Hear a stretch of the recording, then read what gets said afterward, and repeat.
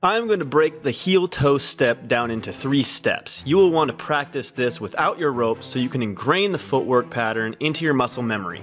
You can add your rope once you are comfortable with the footwork. Step 1. From the basic 2-foot bounce, as you jump, move your left foot forward, tapping your heel to the ground. Step 2 is a shift of both feet backwards with your right foot tapping your toe. From here, step 3 is moving the right toe foot forward to the heel tap position, beginning the cycle on the other side.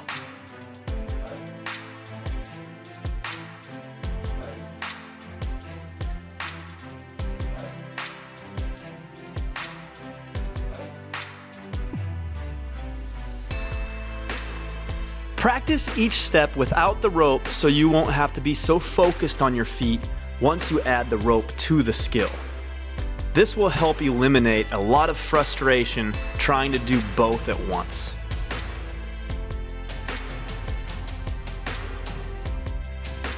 Once you're feeling confident in your footwork, grab your rope and start at a slow pace. Gradually add speed as you develop a good feel for the rhythm of the movement.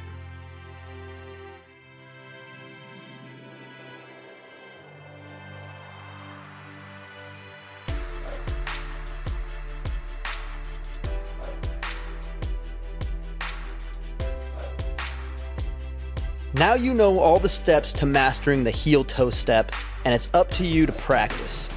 Practice as much as you can in the next week, and I am confident you will be flowing with this skill in no time.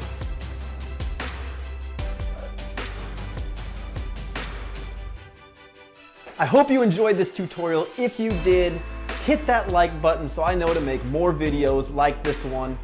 Subscribe to the channel and hit that notification bell so you'll be notified of new videos coming at you every week.